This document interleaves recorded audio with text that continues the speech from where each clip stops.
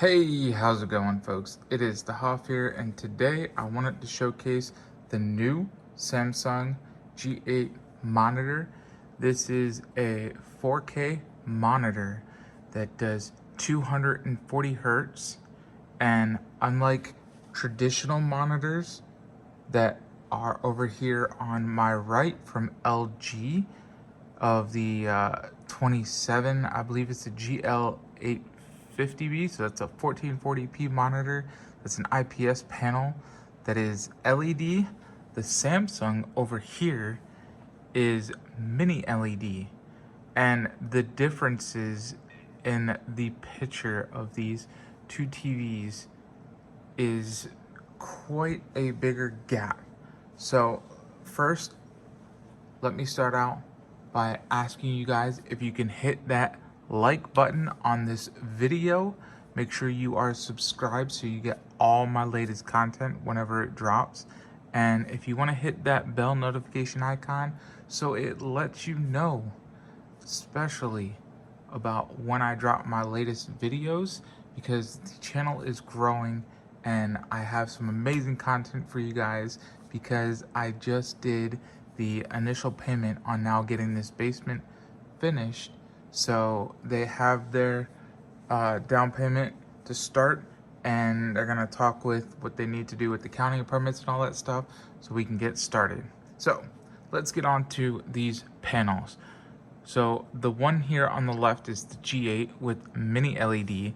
The one on the left is LG's panel.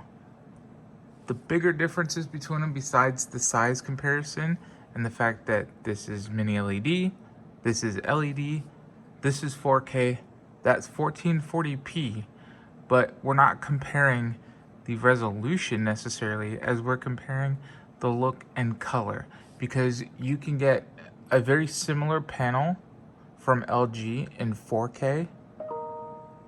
So that is not what's at play here in the resolution, but they do have differences in refresh rate. This one is 144 hertz. This one here is 240 hertz. So that is a bit of a difference there. But the difference that I'm going to be referring to a lot in this video is going to be the black levels. I mean, when you look at this panel, you get more closely to the black levels that you get from OLED, where the pixel will be shut off to give you that almost pure black picture. So when you're looking here, you can see the almost pure black, especially where it gets away from the white circle. There is a bit of that white bleed compared to over here. So I don't see on this panel as much white shining around it, but that's also due, I think, to the fact that this panel, being LED, is grayish from like the backlighting instead of more of that dark, deeper black that this one has, which is why I think this shines more, where you might not necessarily get that. Plus, I mean, this is the Dolby Atmos track. So let's go and take a look at some of the colors.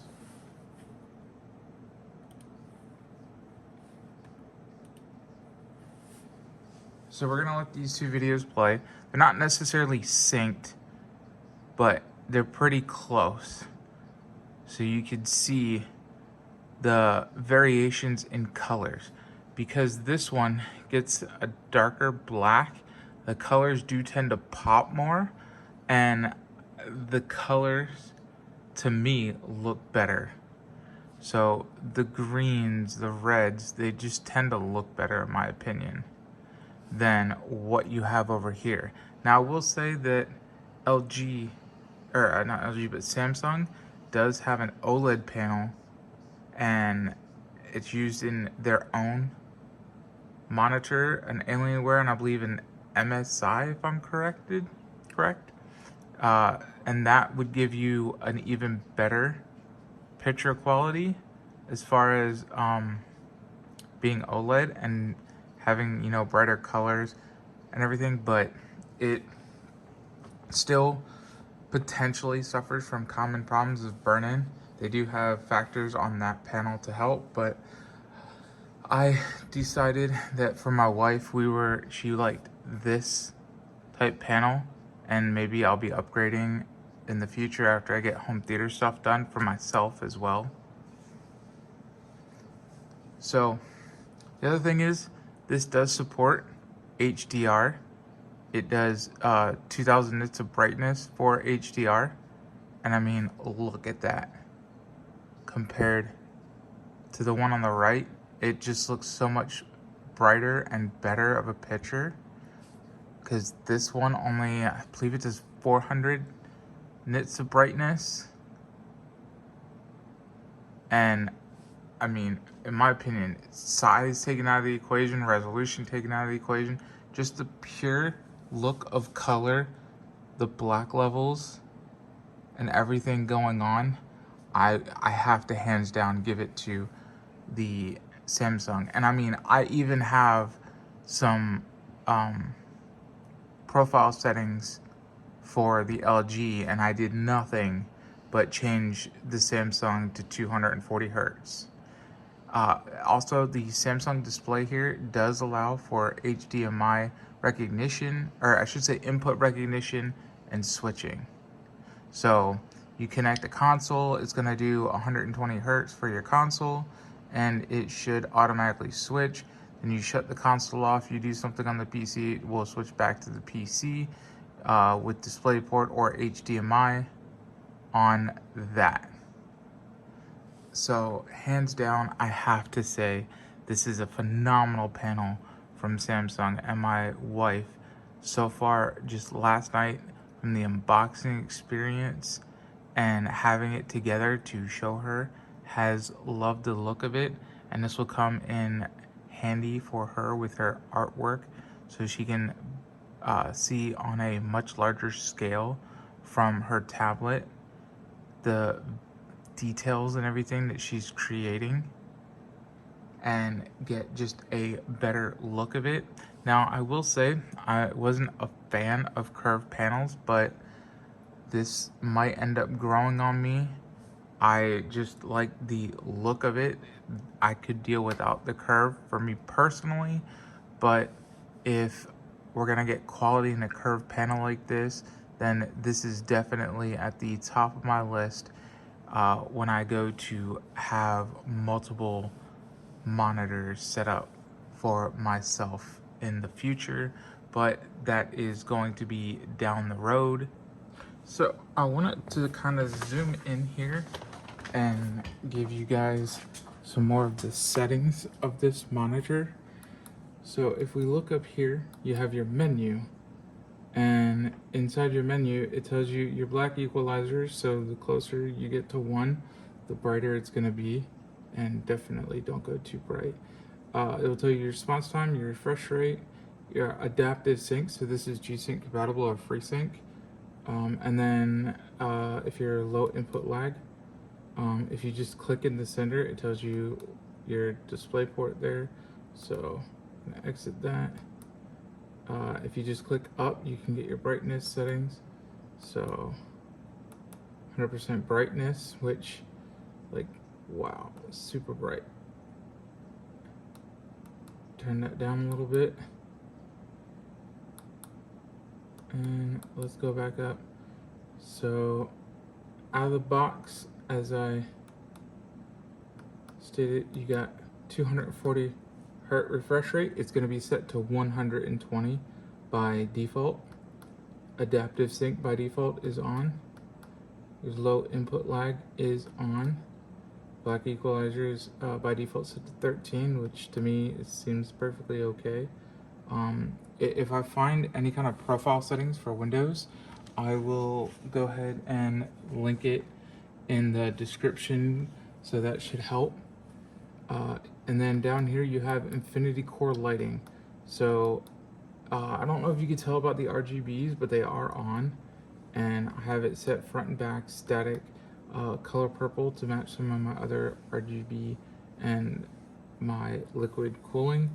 And then if you turn Core Sync on, Core Sync will kind of change what is on the screen to show on the back of the monitor. And then to go back, you just hit the back arrow, or I should say left arrow, and then screen size right there. So with picture, you can customize and change some of those settings, and then you can even go down and change for eye care, configuring options that help protect your eyes, adaptive picture, eye saver mode.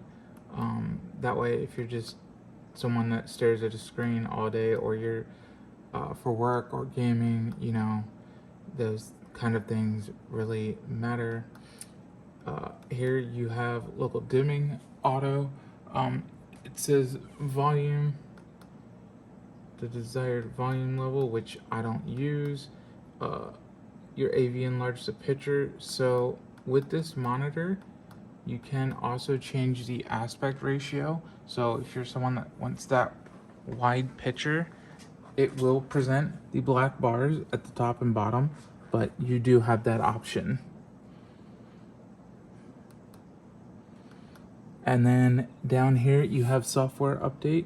So it can do a self-diagnose test, but you have that software update. And the cool, unique thing about this, which not every company does this for monitors, is you can actually update this by plugging a USB. There's a USB in the back.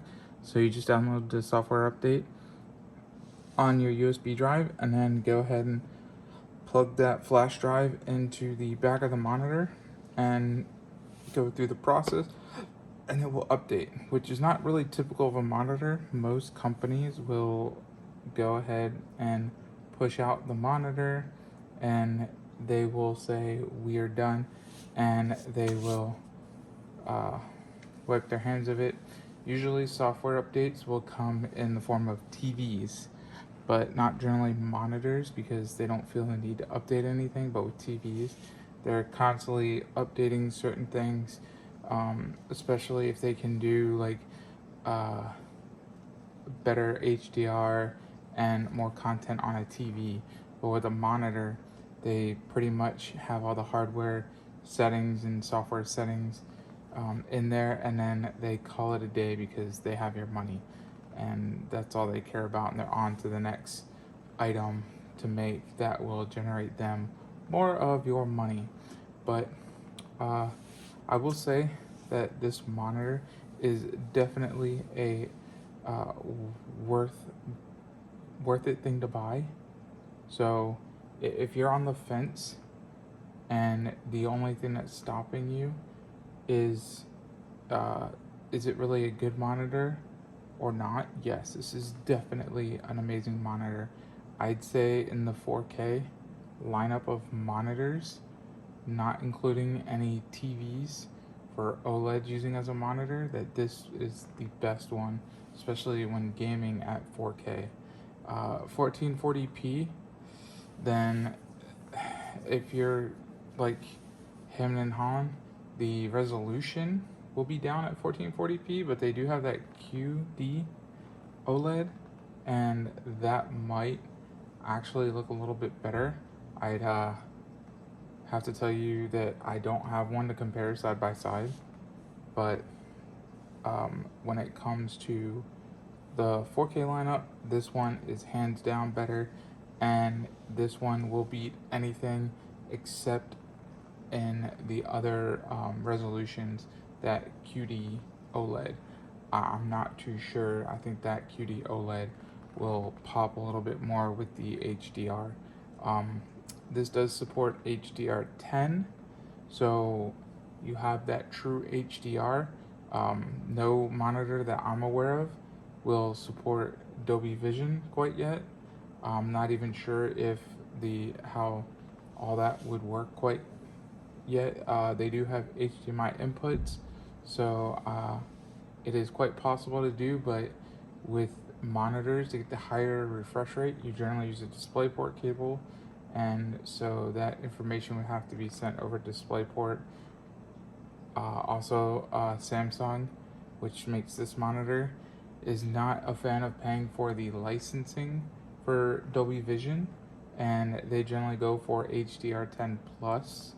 So you would have, if anything, HDR10 plus to support it. And should this end up supporting anything besides HDR10, such as HDR10 plus or HLG format, then I will also put that in a pinned comment down below. And like I said, if you guys have any questions, please, by all means, ask the questions, and should I be able to answer it, I will definitely do my best to answer the questions for you guys. And I appreciate everything that you guys do as being fans of the channel and watching the channel. And like I said, there's some updates going on with the basement. Made the funding first payment for it, so we're on track for that, and be on the lookout for more of the content down below. Still not ready to show off my custom keyboard. Potentially doing some things to tweak that a little bit, and I have keycaps on it that are quite nice, but there's one set of keycaps that I would really like to get my hands on for it. So with that, I will tell you guys that everything is on track now. We got a little bit delayed, but we're getting things going, and I hope you guys enjoyed the content as much as I enjoy getting the stuff and showing it off to you guys and letting you guys know my thoughts from an IT expert. And without further ado, I hope that you guys will give your attention to today's sponsor. Hey, quick question for you. Are you happy with your current job or career? Do you like going to work every day and see yourself doing what you're doing right now forever? If not, I'd like to share with you a little bit about the sponsor of this video, the Programmer Coach. The Programmer Coach is an online coding program that helps people learn how to code and get a high-paying job as a software developer. Their program is unique in that they teach you how to code by doing through practice, which is truly the only way to learn any skill at the end of the day, right? Plus, they provide you with coaches to help you whenever you run into any issues. They also have career coaching and placement services, where they work with you and help you get your first job as a software developer. And the best part? Their program is affordable and accessible for anyone and everyone. That's right, you won't pay the bulk of your tuition until you actually land a job as a software developer. To learn all the details you would ever need and get all of your questions answered, simply go to becomeaprogrammer.com. Once again, that's becomeaprogrammer.com.